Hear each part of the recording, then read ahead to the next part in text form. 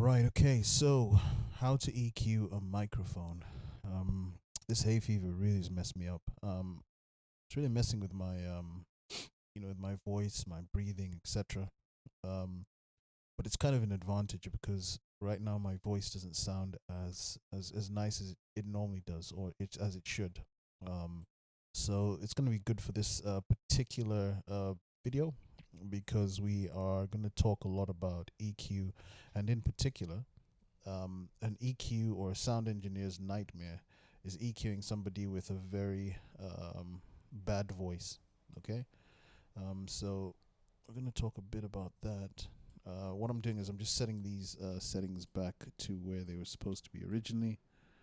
There we go. There we go. And there we go. And I'm turning the EQ off. Okay, so straight away you'll see that there's a massive difference in what you were listening to beforehand and what you're listening to now. And the reason for that is I had actually done this video twice now, but every single time I've realized I've made some sort of a mistake or I haven't flicked some sort of setting. So what's actually going through to the video is different to what I'm hearing through my headphones. And yes, I can route the mixer in such a way that I can hear what's going to the live stream. I'm feeling a bit lazy at the moment, so yeah. One of the reasons why I haven't done that is I've actually just upgraded to Master Fader 5.11. So all the previous videos we've seen up until this point have been Mackie's Master Fader 5. Just 5 actually. Actually, we've been looking at Master Fader 5.1. However, on the actual desk itself, the app I've been running was actually just Master Fader 5. So right now I've upgraded everything to 5.1.1, and I must say there's been quite a lot of improvements. A lot of the issues are now pretty much all gone. No more jumpy faders, which is great. I'll do another review for Master Fader 5.1.1, but for those of you who are Mackie users, this is actually the 5.1.1 Master Fader, and I've got it on my Apple Mac, MacBook Pro I think it is I'm using. Yep, MacBook Pro. And I also obviously have it on an Android tablet. I've also got a Windows laptop as well. I'm just testing it out on all, and I've got an Android phone. So it works fine on all devices. So safe to say, if you are looking to upgrade thus far, in the 2 days this has been out, I have not found any issues. Okay, so we're talking about EQ today, and specifically how to EQ a microphone. Now, personally, when I EQ a microphone, I have two approaches that I do. Now, these are two general approaches. I won't always do it this particular way, but generally, you'll find that these are the steps I will have followed to get the best out of the mic EQ that I have. And it's important that I mention these beforehand so you're aware of what we're doing as we go. Okay? So the first approach I have is I look at the individual, and if the individual's voice is not so good, so kind of like now I've got hay fever, it's very nasally. I've got quite a lot of nasally tones. So if I find that this individual's voice not very great, I will EQ in such a way that I will remove quite a lot of the worst parts, and hopefully, in most cases, you'll find that what's left is better. And I know that doesn't sound very nice in terms of, but if you want to get great results, we have to be real with each other. Okay, and you'll see what I mean as we go through, and you'll realize I'm not actually being nasty. I'm actually being quite real, and I'm trying to give you some genuine tips. If I find that the second approach is if I find the individual's voice is actually quite nice, it's really good, I mix to enhance. Okay, so what I'll be trying to do with that individual's voice is to try and get the microphone to sound as if the individual was speaking naturally. So we don't want them to sound like they're actually on a microphone. We want their voice through the mic, through the speakers, to sound as if they were not on a mic, so that if they were speaking on a mic and they took the mic away, you wouldn't be able to hear the difference. So that's the aim I go for. And you'll find that I may not take away as much from the voice, though I do a bit of taking away. I'll actually add quite a bit. So you'll see all of that taking place throughout this video. So those are the two approaches I have generally. The other thing that we need to note before we jump straight into EQ is we need to understand a few things about how speakers, microphones, and the human body works. So I'll start with the speakers. So speakers, as you can see from this screen here, on the bottom left-hand corner here, you've got 20 hertz. And on the bottom right-hand corner, you've got 20,000. That's 20K, 20,000. That's also hertz as well. So 20K, 20,000. And speaker manufacturers will tend to make their speakers in such a way that they will output sound mostly from about 40 hertz or so onwards to about 20 or 22,000 hertz or 22K. If you're looking at the way it's been written out here, you know, it's on your mixer, it might actually spell it out sometimes, and most of the times they'll just put 20K or 22K. So that's what you need to understand about speakers. Now, some speakers will go as low as 20 hertz, which means, you know, they can get into those sub frequencies. So some manufacturers will do that, or if you have a subwoofer, a couple of subs there, you can use those and just route whatever you want into your subs, take them out of the main speakers, things like your kick and your bass, etc. So that's utilizing your EQ. If you've got crossovers, etc., then you can utilize those. If you use a speaker management system, you know, this is just extra tools for you.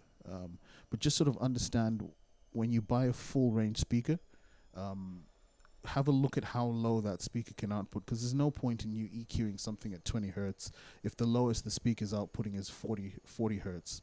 You know, you might as well just, you know, set it according to what you have. Having said that, I think the lowest string on a 4-string bass guitar is 41 hertz, if I'm not mistaken. So yeah, that's pretty interesting. So when you buy your speakers, just make sure they're fit for purpose. Okay. So the second thing you need to understand is a microphone. Now, within the frequency response range, that's what we just discussed, that 20 hertz to, in this case, 20,000 hertz, from there to there, within that frequency response range, what some microphone manufacturers will do is they will shape, they call it the shape of the frequency response range. And what they'll do is they'll pull out certain frequencies on their microphone. Okay? Certain frequencies, they'll pull those out. So the microphone will come, and certain frequencies already will sound louder than other frequencies on that exact same microphone. So for instruments, for example, if you're using overheads for your drums, generally those tend to be flat. So they'll look the way this looked when we first started out.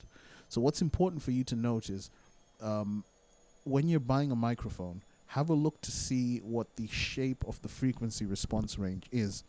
Cheaper manufacturers will use what they call, I think in the music industry, a karaoke setting.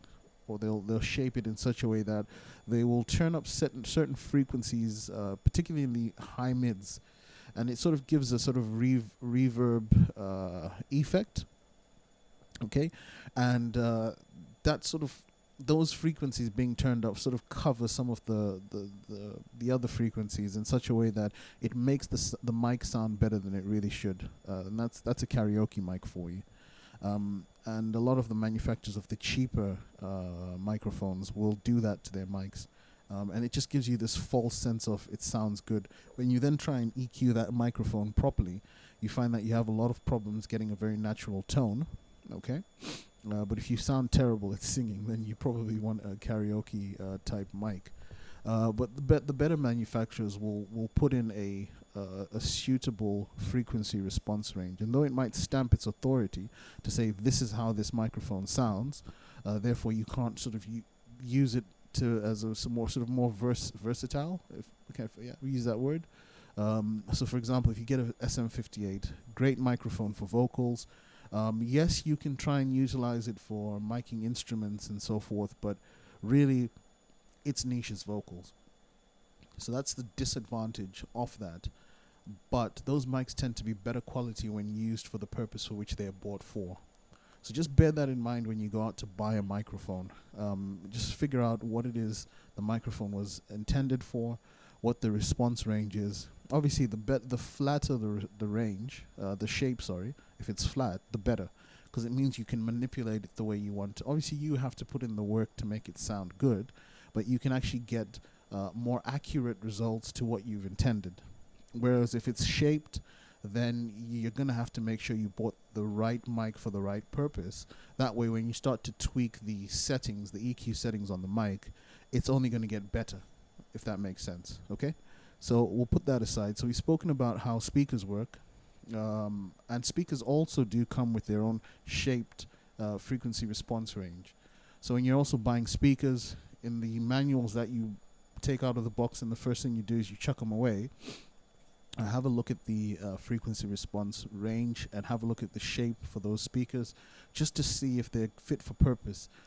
It gives you an idea of what you're going to be doing with things like guitars and sounds that sound really, really harsh. You'll know beforehand, sort of, okay, I should be careful when I'm boosting 5K, for example, because these are really hot at 5K. I'm likely to get feedback there. So if you want to sort of get and you want to EQ your mic the way you want, but then just sort of use your 31 band EQ to then color those frequencies that you don't want to feedback. Okay? And that you can use that on top of the mic EQ. So for example, if I boosted 5K here, this is just a rough example. So say I boost 5K there, let me just change the Q. And then what I would do is I'd go into my 31 band EQ here, on my overall, and I'd find the 5K, and I'd sort of mess around with the frequencies there to ensure that I'm not putting myself into a troubling position with my mix. Okay, so that's a good example of utilizing your EQ well. Let's go back here. Okay, right, so finally, we need to understand how the human brain or the human body works. Now, how your ears work, or how your ears are designed to work, is they work in such a way that there are these little bones in your ears, and whenever when sound moves, it's basically just moving the air around the room or the venue that you're in. And these little bones are so sensitive that if there's any air movement, cycles per second, which is what hertz are. So for example, the key of A behind middle C is 440 hertz. So when that note is played, it means there's going to be 440 cycles per second. And your bone, those little bones in your ear, are going to vibrate 440 cycles within 1 second. That's going to send a signal to your brain, and your brain's going to interpret that, and you're going to hear the key of A. Okay? So different sounds are just air movement. Now, when those little bones are vibrating, and they send a signal to your brain has to interpret that.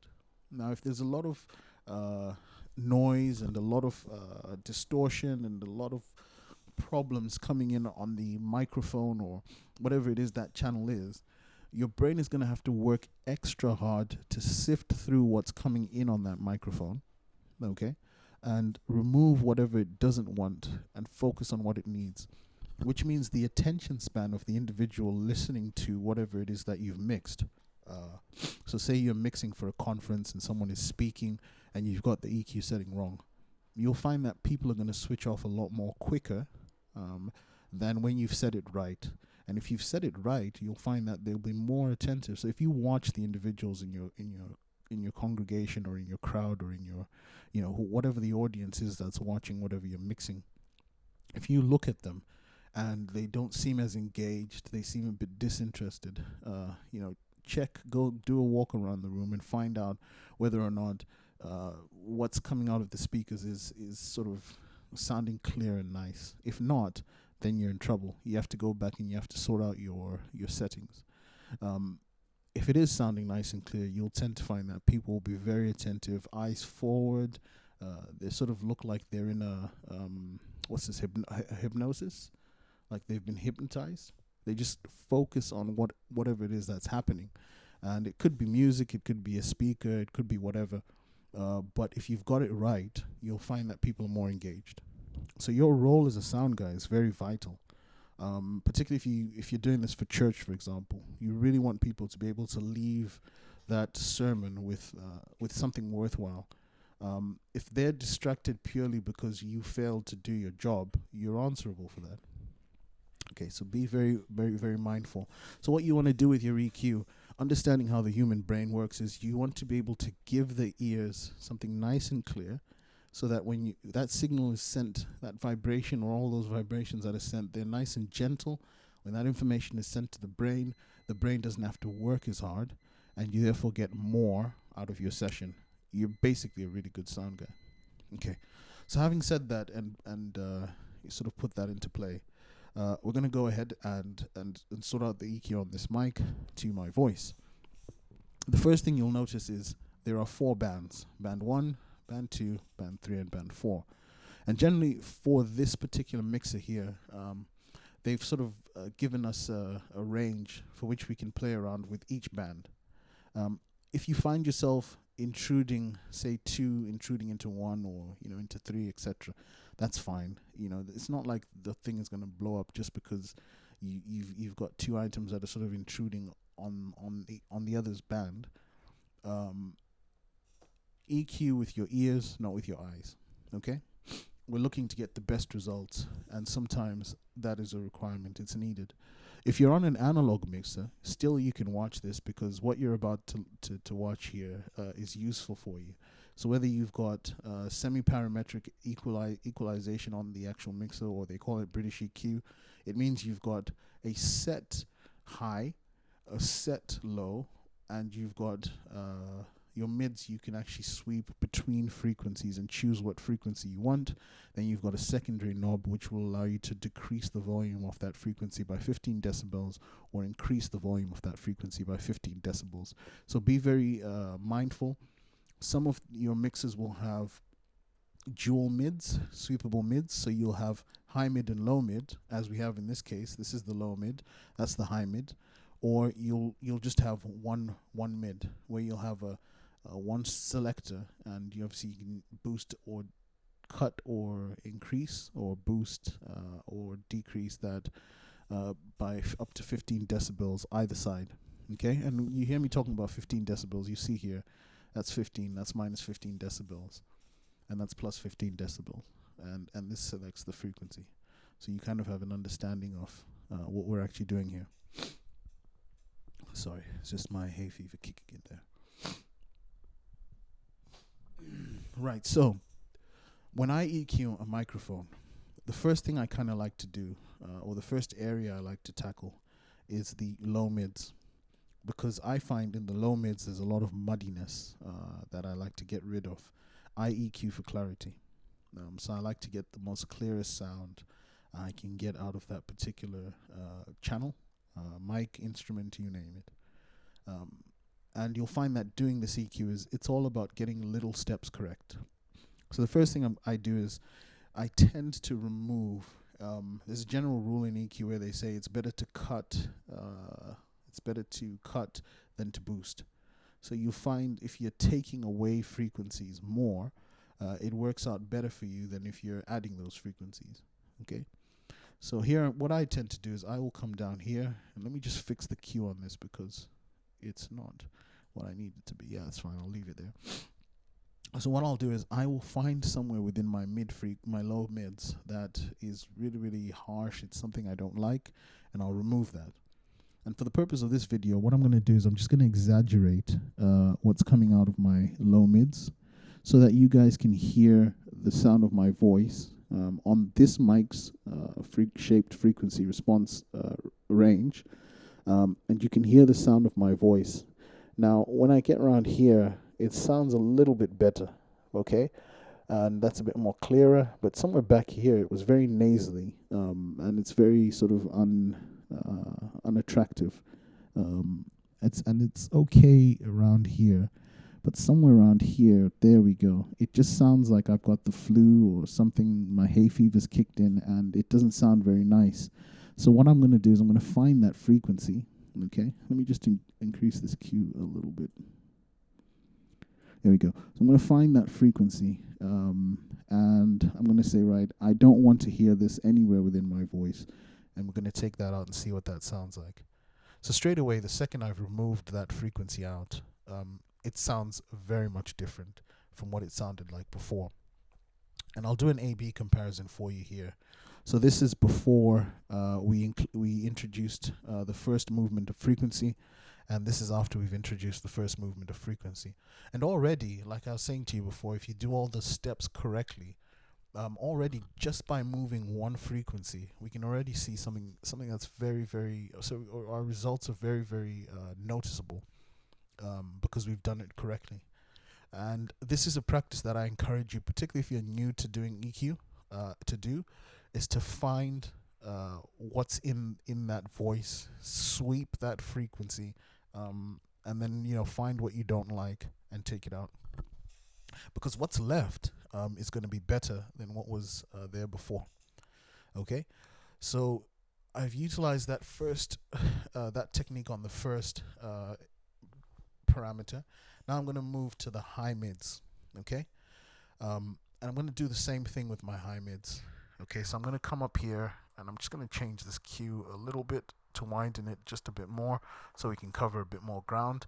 And I'm just going to move this Q here and see if I can find an area that's really, really annoying, that's really, really unattractive. So up here, it's not as bad. But as we go down, round about here, this is fine. Well, it's not fine, but there's a very nasally tone that I don't like over there. And there's also something around here that I also don't like. This one is worse than that, so I can live with that, but I don't think I can live with that. Now this might be down to two things. It might be down to the frequency, the shape of the frequency response on this microphone, how the manufacturer made it, or it could actually be the tone of my voice being very nasally. As you can see, it's very close to what we've just pulled down on the low mids. But I'm going to take this frequency out now, and we'll see if we get anything better. All right, so this is coming down, and you can see straight away, or you can hear straight away that there's a difference. I'm going to go back up there, and I'm going to come here and take that out, and you see straight away there is a little bit of a difference. I'm going to leave it roughly about there, okay? Because I think it sounds a little bit nicer roughly about there. And again, we've only touched two parameters on our EQ, but we can already see that there's much of a difference. But my voice sounds a lot more natural than it did when it was off. So we'll do a quick A/B comparison, just like we did with the low mids. So you guys will get to hear what my voice sounds like naturally through this microphone, and what it sounds like now that I've pulled out those two frequencies. So you'll see if the voice is really, really bad, there are ways in which you can enhance that. And that's what I was talking about earlier on, where some of you might have been a little bit offended by me saying, they don't have a good voice, therefore take out what's bad, and hopefully what's left is better.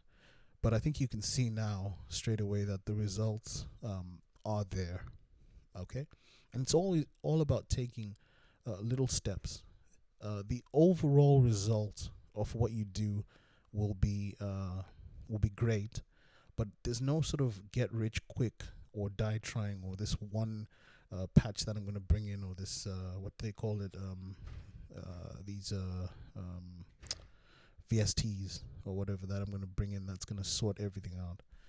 You have to put the work in, and if you do it correctly, you get some good results. So before I move on, because I'm going to go to the low frequency, for those of you that do sound and they know about EQ, up until now you've probably been screaming, why have I left the high pass filter?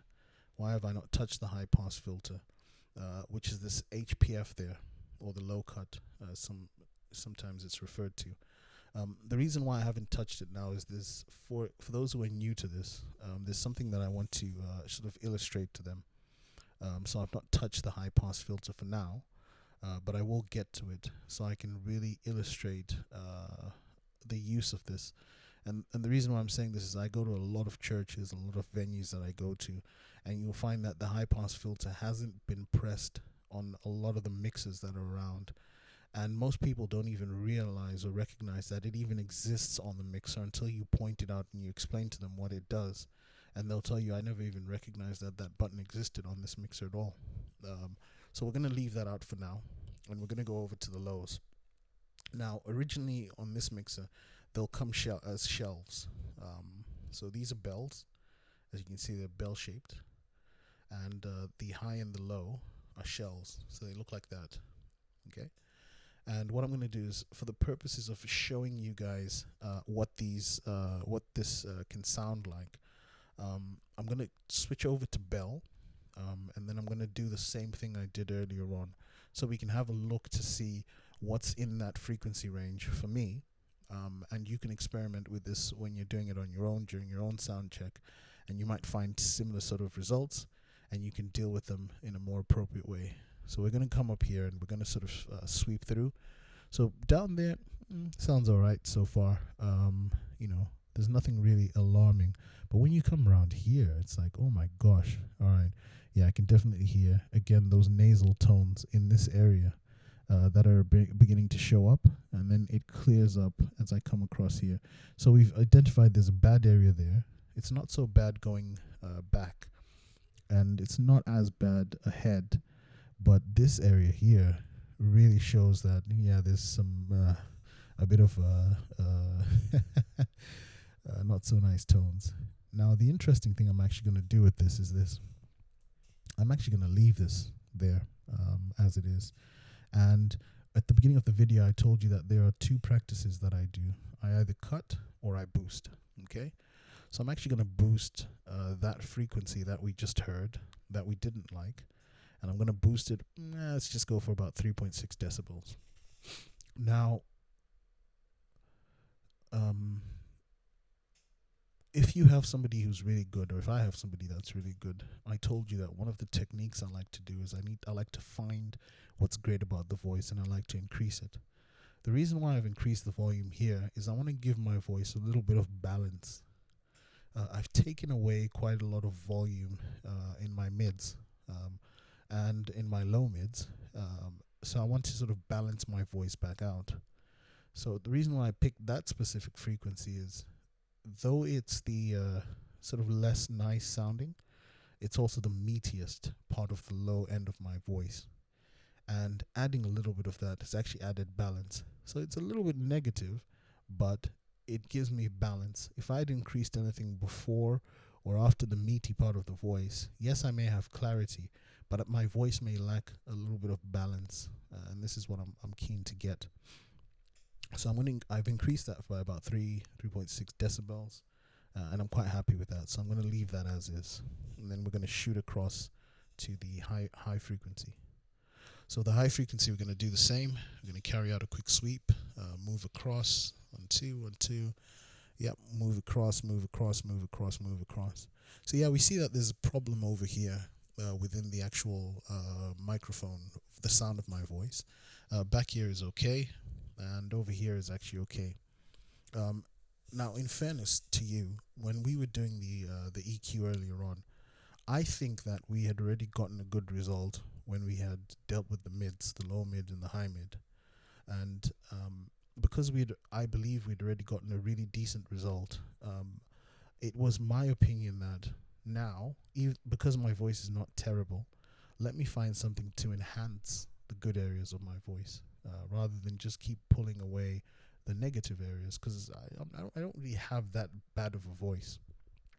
I know the jury's still out on that one, but my voice is not that terrible.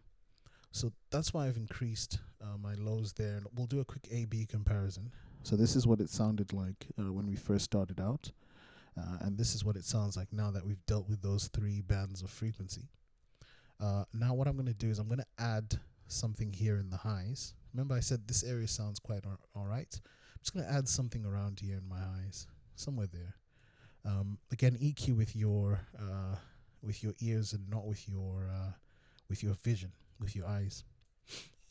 And what that's done is that's brought a nice balance to my voice. So adding the lows sort of pulled it to the low end, but adding those highs roughly about there, which I think is 14K, sort of gave my voice a really good balance. And that's what you're looking to have on the actual voice. But what it's also done is, I don't know if you can hear this, but when I'm speaking, you can hear a little bit of breath in the high, sort of mid-high mids when I breathe. And yeah, sometimes that's what will happen.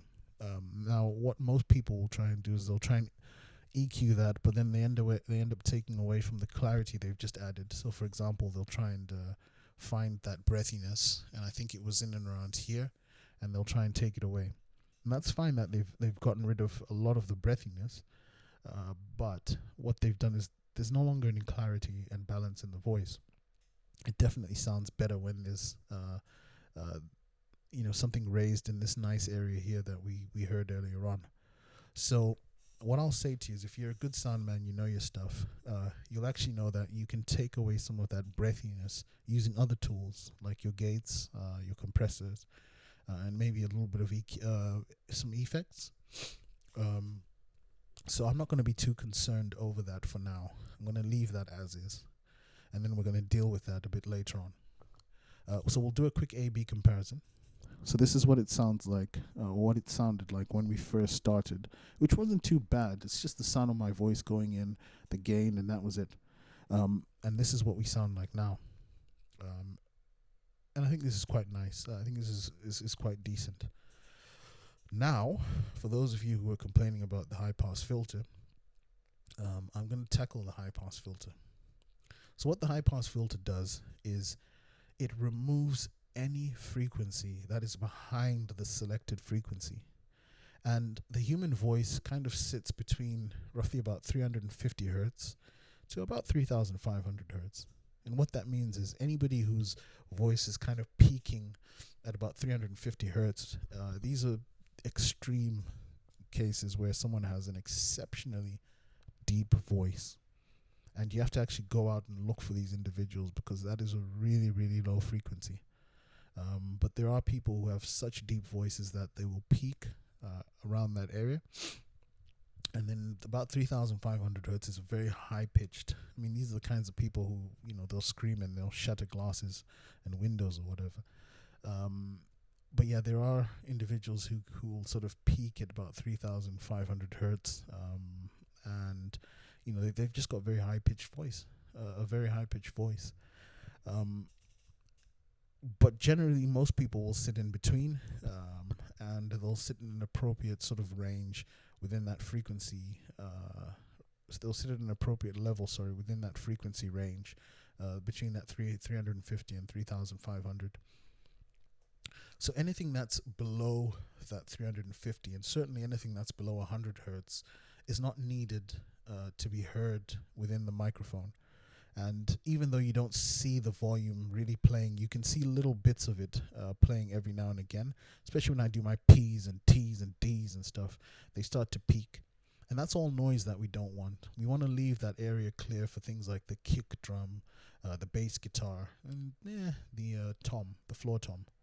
Sometimes you want to add a bit of floor tom in that range, depending on the style of music. So what I'm going to do here is, I've noticed that my low mid is at 106 hertz. So obviously I don't want to bring this high pass filter up past that, because that means that we're going to get rid of that frequency. So I'm going to take it, most mixers, if it's analog, they'll be at 75 hertz, or they'll be at 80 hertz or 100 hertz. We'll bring this one up to, let's go to 83.1. We'll leave it at 83.1. So anything that's below 83.1, this high pass filter is removing from my voice. Now, for some of you who are listening through headphones, there's a very subtle but noticeable difference that you heard. And it's more noticeable when I do this. So I'm going to come here and I'm just going to hit 0. Obviously, we know it's the lowest is 20, but I'm just going to hit 0 anyway and bring that back. And you'll hear all of a sudden, oh, that's a lot of unnecessary noise that's in the microphone that we didn't even notice beforehand. So what was it at 83.1? Yeah. 83.1, bring that back, and that noise is gone. So it's a little bit more clearer, and the P's and D's and T's aren't as harsh as before. And we'll do that one more time just so that you can hear the difference. So I'm going to hit 0 there, and then you can hear the P's and T's and D's come with a bit of an impact. And then what I'm going to do is do that 83.1, I believe it was. Let's just do 0.6 actually. It's not going to make much of a difference in our ears, but 83.6. And you can hear that, yeah, it's a bit more clearer. So again, I'll reiterate the point. Mixing is all about getting little steps correct along the way. If you get little steps correct along the way, you'll find that the overall result is much better. So we're going to do a quick A/B comparison. So this is what we started off with at the beginning of our EQ journey, and this is what we have now on this end of the EQ journey. And you can see that there's a massive difference between what we had here when we first started out and what we have now. What we have now is more natural sounding, but it's also more appropriate for this particular video that I'm doing. Obviously, I'm doing a video for YouTube. Just checking that that's definitely still recording, and this is the kind of sort of tone that we're used to listening to when we're listening to tutorial videos. So I've EQ'd myself for this purpose. If I was in a different room, a different environment altogether, a much larger room, the room ambience would change how my voice sounds. In an open room, here we've got quite a bit of padding, and there's sofas. I'm in my living room, so there's a lot of things around me that are absorbing. They're absorbing the sound of anything that's traveling in this place. Whereas if I'm in an open room, my voice will sound different in an open room. Therefore, the EQ setting I would apply for the same mic, same person, with the hay fever, of course, in that room would be different. So bear in mind that you have to put a lot of these things into consideration when you're doing EQ, and don't sort of just be flippant and say, well, we've already EQ'd the microphone, it's fine. You go to a new venue and it turns out that your show sounds really terrible and you're trying to figure out why. Always bear these things in mind. If you switch microphones, redo the EQ for that individual. With a lot of digital mixes, you can save these presets. So if I wanted to, I could store this and I could just sort of say,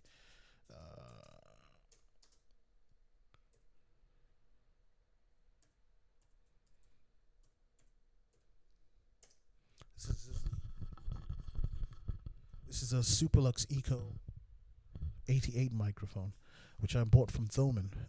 Believe it or not, this microphone costs roughly about £7, I think, per unit. They tend to sell them in bulk, so you think you can only buy a box of 6. Sorry, you can only buy a box of 6 for I think it's 40 or 38 pounds or something like that. But these mics are really, really good. They're very strong. I first bought these maybe around 2010, 11, maybe 2012. I can't remember specifically when it was. For a church I used to go to. Well, I bought them for myself, and then I donated them to the church because I said, you know what, I'll just buy another box later on. And I went back last year to this church just to visit them and see how they were doing. And believe it or not, even at the time, they had Sennheiser mics, they had Shure mics, and these ones which I had donated, these were still around, but the other mics were long gone. They'd broken. I'd been told they were no longer working. They'd been chucked away, but these things were still there. Very sturdy, very strong microphones. So I swear by these. I absolutely love them. I love the tone. They're a dynamic mic. They're very, very good. They're also very good for instruments as well. I've used them to mic drum kits and stuff. In fact, there is a YouTube video on this channel here. I think it says something like it's an example of a live stream, and for the drummer, we put in a proper kick mic for the drummer. But the other mic there was only 2 mics on that drum kit. So there was the kick mic, okay, and then there was one overhead mic, which was actually one of these mics, okay, and that overhead mic was picking up the cymbals, the snare, the hi-hat, everything, and it was sort of centered slightly to the left and the tom, so it was pretty much picking up the rest of the kit. Go and have a look at that video and listen to what the drum kit sounds like on that particular video, bearing in mind there's only two microphones on this drum kit, the one in the kick, which was heavily gated, so it wasn't picking up anything else, and also this particular mic here, and you'll hear how clear the drum kit sounded, despite the fact that there was one microphone, this mic picking it all up. Then you'll realize that even though the mic costs about £7, it's actually a really, really good microphone.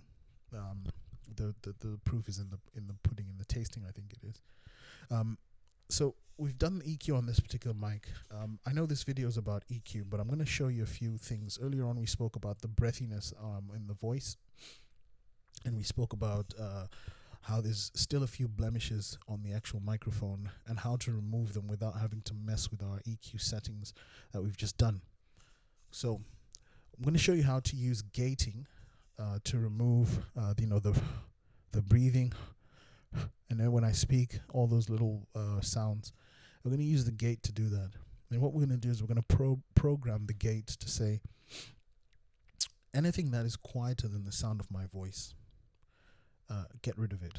Don't allow it into the mic, and only open up the mic when the loudest thing, which is the sound of my voice, is coming in. So all that breathing in the background, the gate should get rid of quite a lot of it. It may not eradicate all of it, but as I said to you earlier on, it's all about taking little steps to improve the overall performance. Okay, so before we do the gate, we're just going to do one last A/B comparison on what we've got so far with the high pass filter on, and that's what we started off with, just so you can be reminded. And this is where we currently are. Now I've already done the gate settings, so I'm not going to go through them again. I will tell you this much: there's a video or a couple of videos on this channel where I go into the gate and the compressor in a lot of detail. So just find those videos. They'll be under the Master Fader banner. I'll try to put a link for it, a link to that video here. But yeah, you'll learn a lot about everything you need to know about gating. So what I've done here, I'm going to turn this gate on, and basically what I've done here with the threshold is I found an area in the threshold where it starts to affect my voice, and I did that so I can see how far I can push the gate, and see how far I can push it, so I know what sort of my headroom is, where my voice is actually kicking in, and where the other lower end sounds are coming in. And yeah, there's a little bit of a difference. You can still hear a bit of breathing and stuff, but it's not as bad as this, where you can hear it on almost every single word, or every time I take a breath in. But when I turn the gate off, I just took a breath there, but you didn't hear that. And I took a breath there as well. So it gets rid of some of the unwanted stuff, and it just adds that much more clarity. And this is what makes the difference between you going to a concert where everything sounds nice and clear and brilliant, and you going to a concert or a church where it's just noise. Because my brain now, or your brain, doesn't have to work as hard to listen to what it was trying to listen to when we were at this stage here. It doesn't have to sift out a lot of these other unwanted sounds. It's just generally getting what it needs. So I will explain threshold very quickly with the gate. And all it is these are volume thresholds. So right now it's set at minus 53.1 dB. And if I increase the threshold, what will happen is it will start to affect my actual voice. And roughly about there, which is at minus 33 decibels, at minus 33 decibels, what it's doing is it's saying, it's basically saying it will remove the sound of my voice because the threshold has been set so high. And what we want to do is we want to leave the sound of my voice, but we want to remove anything else that is in the quieter regions. So down here where you can hear me take a breath in between where I'm speaking, and where you can hear all the breath on the actual EQ itself. So where were we before? I think we were at minus 50. So I've given myself enough headroom such that if during the performance, the concert, the speaking, I know that I can't really go as far as minus 30, 37 or whatever before it starts to affect the actual sound of the voice, and I'm going to come down here to about minus 50. I think it was minus 51 or 53 or wherever where we were. I know I've got about 20 dB of threshold that I can play around with throughout the concert. So if I start to speak too quietly and the gate starts to kick in early, I can just revisit that gate on a quieter part or a quieter song and move the threshold so that it doesn't kick in as harshly. And if later on, there's quite a lot of volume coming in, maybe the preacher's now beginning to shout, and I'll explain what I mean. One of the churches I went to in the past, there was a particular preacher who had a voice which, for me, it was amazing how this voice worked. And you might know people who are like this as well. What this person used to do is they would start off speaking, and their voice was very quiet, very thin.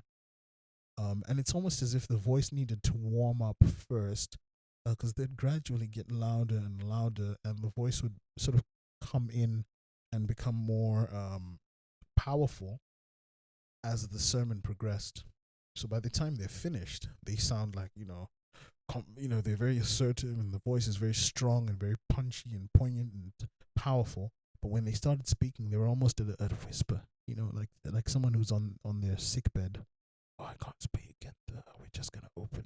It was that bad, and there was that much of a difference in their voice.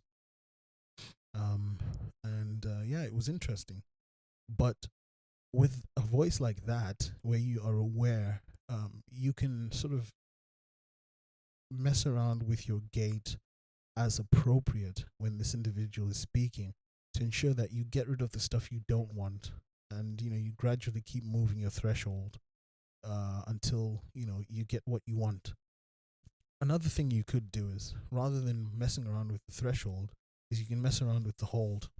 And all the hold is how long do you want the gate to wait before it comes to close.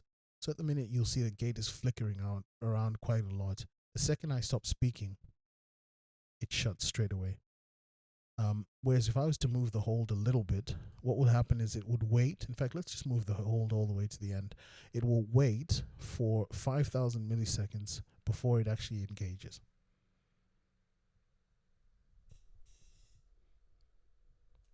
And as you can see there, it didn't even engage at all. And you see how long it waited before it engaged? So it would allow for, if the person pauses in between speaking and they've got a very thin voice, like this individual that their voice used to warm up, the gate doesn't kick in straight away, and we don't have a situation where their first words are every single time they start to speak, that's what happens. Their initial words are not heard, then the gate opens up, and then, when they stop speaking, the first few words they speak don't get heard, and then, it sort of kicks in later on. So you could mess with the hold setting and sort of tell the gate, right, I don't want you to be as strict. Just give it a little bit of time, and then, sort of kick in a bit later on after a few seconds. And that's an option you have with your gate. I won't talk about any of the other parameters. I'm going to move on to compression. So now we've dealt with the gate. So this is obviously before the gate. You can hear all that breathiness and the breathing and all that stuff. And obviously we don't want that. So we've used the gate to clean that up. And just remember, when we were doing the EQ, we enhanced some of that breathing stuff when we increased to the high frequency, frequencies to add balance to the voice and to add a bit of clarity in the high end. And that's when we brought a lot of that in. And we've cured that with the gate, so we get the best of both worlds. We get the nice crispness in the voice, and then we also cure the problem that we've created there. So know your tools. What the compressor does is it stops. It controls the peak in the voice or in the sound that's coming in the sense that if something is going to get too loud all of a sudden, the compressor will kick in and it will hold sort of that sound back from it getting too loud all of a sudden. So I could just shout like right now, and all of a sudden, if you're listening through headphones, you're like, gosh, my ears. Come on, dude. Well, when you turn the compressor on, you can end up shouting in the same way, or volumes can just sort of jump really loud like that in a split second. But what the compressor will do is it'll keep that consistent. So it'll make sure that the volume still remains at a consistent level, even though it sounds, you get the sound of the dynamics of the voice changing. If you set the compressor right, it doesn't infringe on your ears as much. But what it also does is it brings the lower sounds, the quieter sounds, up. So when I turn the compressor on, I'll get a little bit louder. And bear in mind, when we did our EQ, particularly with our mids, we took away quite a lot of volume from our voice. So now we're getting it back, but we're also getting an added feature. So I'm going to turn this on here. And you can see straight away as I'm speaking, there's the sound of my voice coming up to about 0 dB. Okay? But the compressor is there to counter my voice, and every time the mic is trying to exceed, the compressor's like, nope, I'm going to reduce gain. This is gain reduction. I'm going to reduce that. So if I shouted like there, it's not as bad as it was before when I shouted straight away. But when I shout now, it's a bit more cleaner. And what you do is you just move the threshold here. So I'm going to give you an exaggerated version of compression where the compressor squashes or squeezes my voice so much that it doesn't sound very nice, and eventually it'll end up taking my voice out completely. So here's so, so that's a very compressed like, see, it literally just took my voice out all the way. And obviously this is it when the compressor is not kicking in at all, so there's still that option where the voice can spike and really cause problems in the mix. And I'm just going to keep lowering this now until the compressor begins to peak its head, and then I'll sort of set it in and around that region, knowing full well that the compressor will kick in to keep my volumes where I need it to be.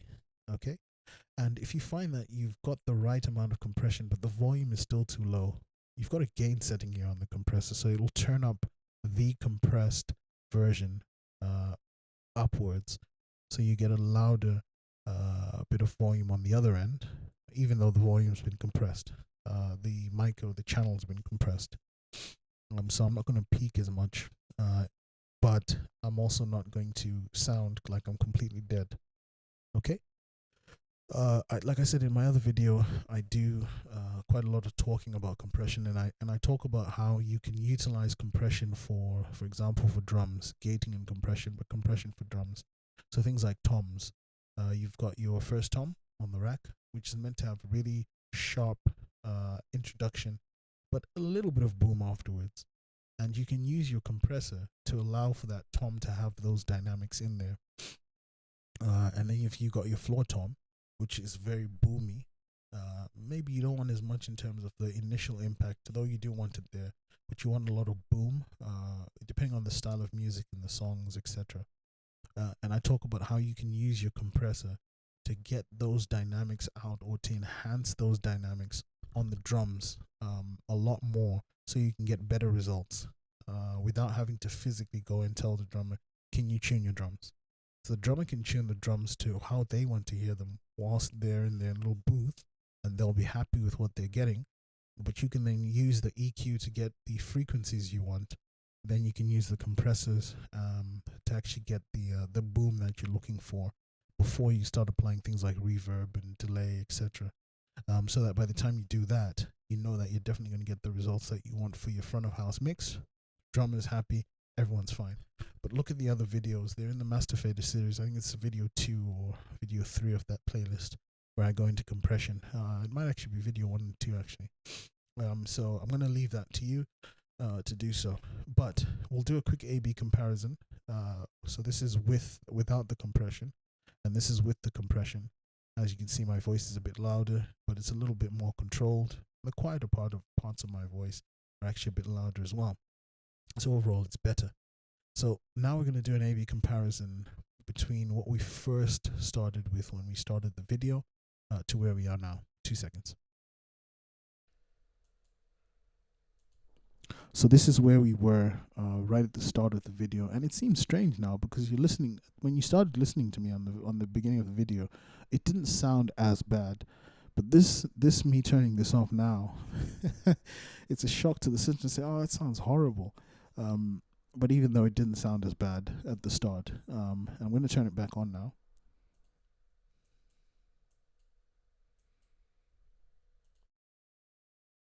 And this is obviously my voice with the gate, the compressor, and the EQ turned on. So even though this was a video about EQ, I'm just showing you how to utilize your gate and your compressor to give you better results when used in conjunction with your EQ. I'm going to do the A-B comparison one last time. So this is what I sounded like before, but this time I'm going to systematically turn up the different items as we go. So the first thing I'm going to do is I'm going to turn on the EQ, and this was the EQ before the high pass filter. And then what I'll do is I'll turn on the high pass filter, which I think was about 83.1 or something, and then that sort of adds that clarity by removing what's in the low end.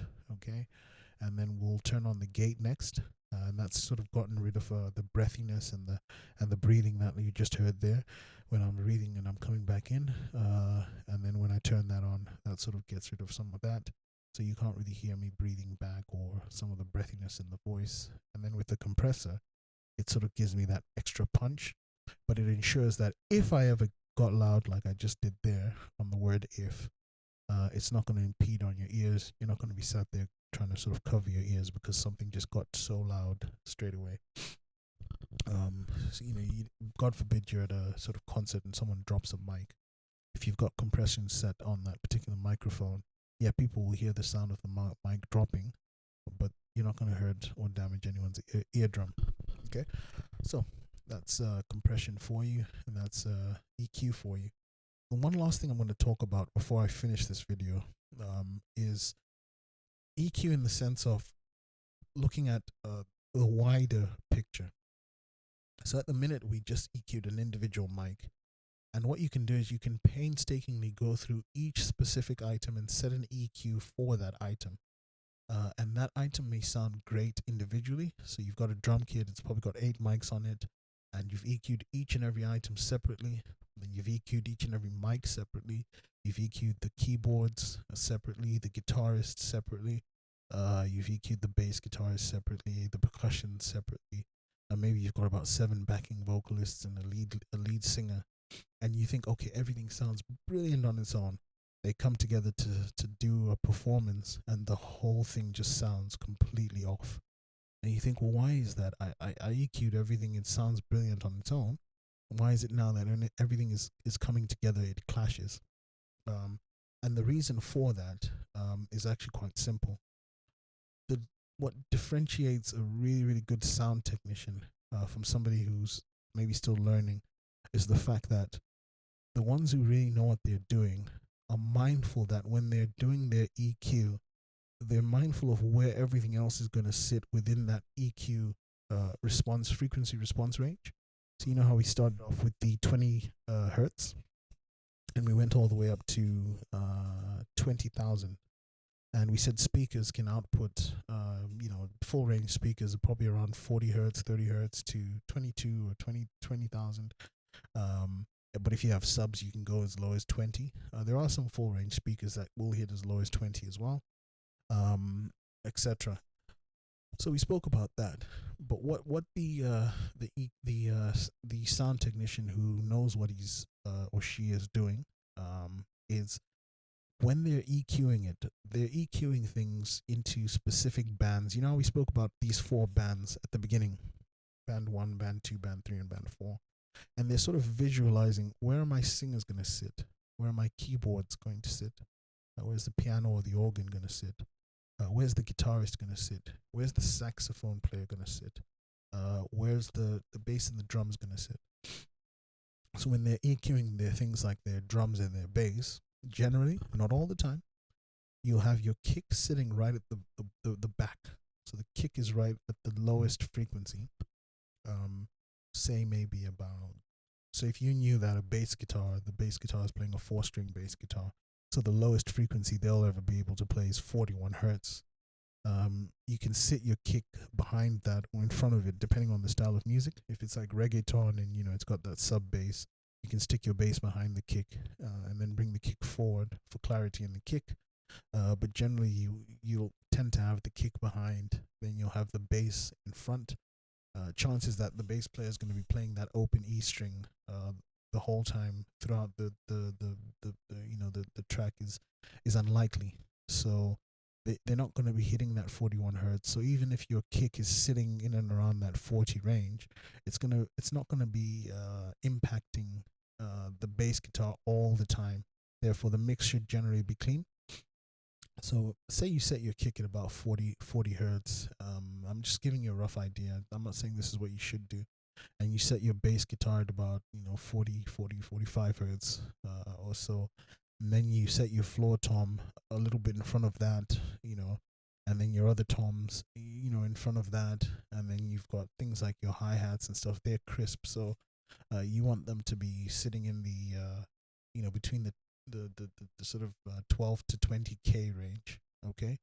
And then you want your guitarists, maybe saxophone players, to be set, or their EQ to be more enhanced in the top range.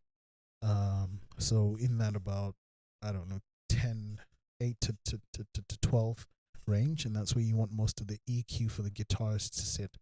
And the reason why I'm saying that is if you've got a really, really good guitarist or a good saxophone player, they should automatically know that when the song is in full swing and you've got all the singers singing and all the keyboards playing, the sort of range they need to play in is in that higher register so that they can cut through the mix and stand out.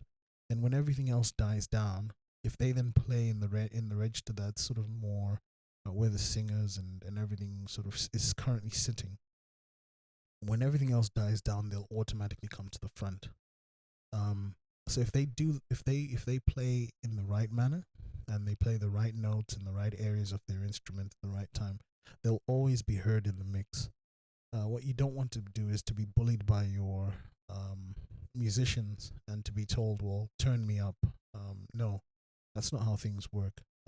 You have to place an onus on them, and you have to educate them and say, look, when the song is in full swing, you're not going to compete against 7 backing vocalists, a lead singer, and 2 keyboards and an organ in that range.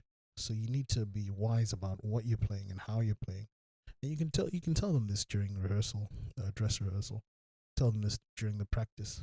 If it's a church, it's choir practice, and just sort of say to them, look, consider playing notes or playing a style that sort of sits your guitar or your saxophone somewhere in a little bit of a higher register to what the singers are doing.